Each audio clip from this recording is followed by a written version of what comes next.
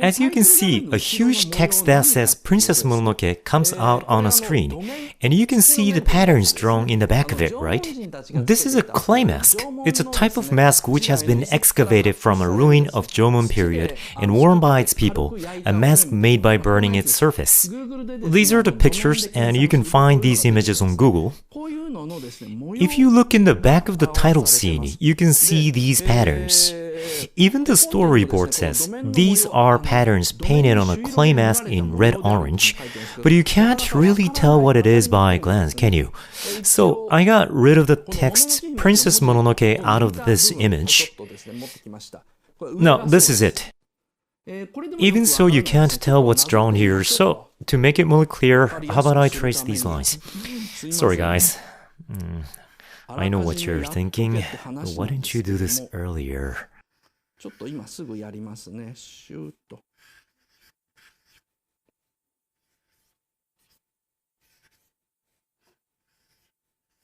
よいしょ。How's that? I hope it's more visible now. Can you see? So what's this? It's actually an image of a monster with one eye with a bunch of horns. What's drawn here is a pattern from Jomon period, but it's also an image of one-eyed monster with the head of the forest spirit attached onto it. You know how in the climax of Princess Mononoke, a god with the body of a deer and a face of a monkey called the forest spirit comes out. It's a drawing of one-eyed monster who is wearing its crown. This pattern was drawn in order to pass on the story of Ashitaka to future generations. Now, one eye stands for forging iron. In the past, people who lived in the mountains forged iron by mining for iron ore and iron sand and melting them. Because they stared at those burning forges with one eye closed, eventually all of them became blind.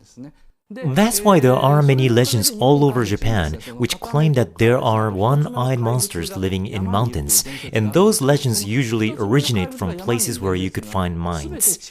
So think of it as a rule in Japan that blacksmiths are always one-eyed.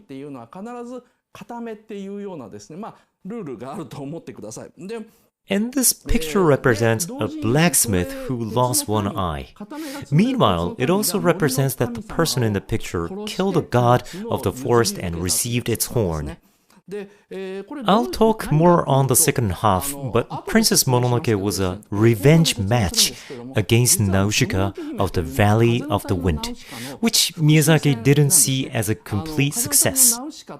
Nausicaa of the Valley of the Wind was a fantasy, and Miyazaki took the same plot of that movie and made it into Princess Mononoke, but this time in more realistic approaches. So the two movies correspond with each other. For example, in the opening of Nausicaa of the Valley of the Wind, you can see a tapestry on the screen that has been depicted in the future when Nausicaa's life has already become a legend. Then real Nausicaa appears on the screen for the first time in the movie by overlapping with the tapestry.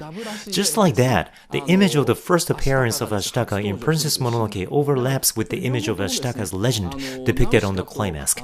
So the two movies introduce the main characters in the exact same manner.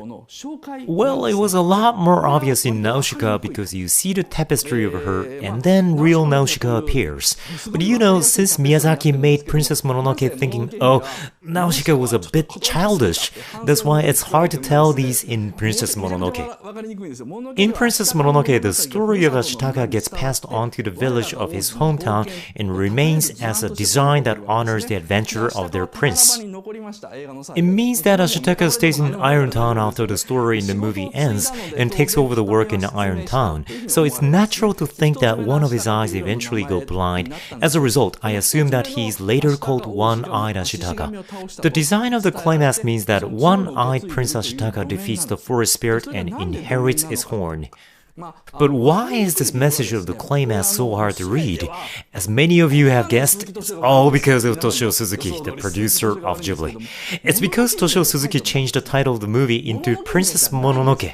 Miyazaki was thinking Ashitaka Seki as the movie title, not Princess Mononoke. The word Seki is a word made up by Miyazaki, which means legend. So the movie title was supposed to be like The Legend of Ashitaka. If this was the title, then people would have thought, oh, then Ashitaka is the main guy. But at one point, the title changed. I actually experienced something similar when I made a movie called Royal Space Force The Wings of Aniamis. At first, our sponsor, Bandai, told us to title it The Wings of Rikuni. I said, no, she's not the main character, and that's so misleading. But they wanted a title like Nausicaa of the Valley of the Wind, somebody of something. So they said, let's just go with the Wings of Rikuni because she does get wings in a figurative way. And said, the audience is going to find out that she's not really the main character, so it's going to be okay. Well, no, it's not okay to do such things.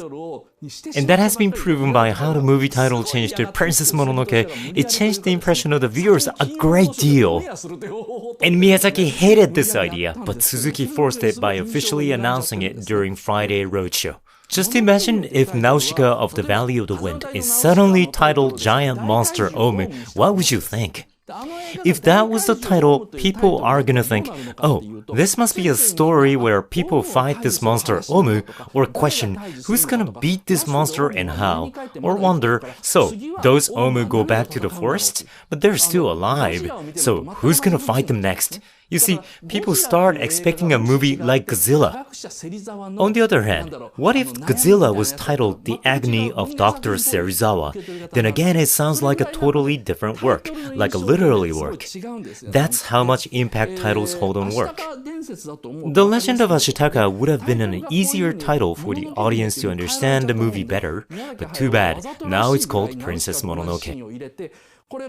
So instead, Miyazaki left many cautionary notes by inserting scenes that were identical to Nausicaa to tell us, hey guys, you know what these mean, don't misunderstand. But his guidance is too advanced for the average people like us to comprehend.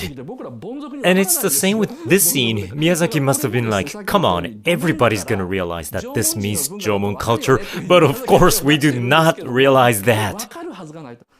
And because it's a climax, we can also think the story of Ashitaka was told to future generations by either the descendants of Kaya, a former fiancé who stayed in the Emishi village, or the descendants of San.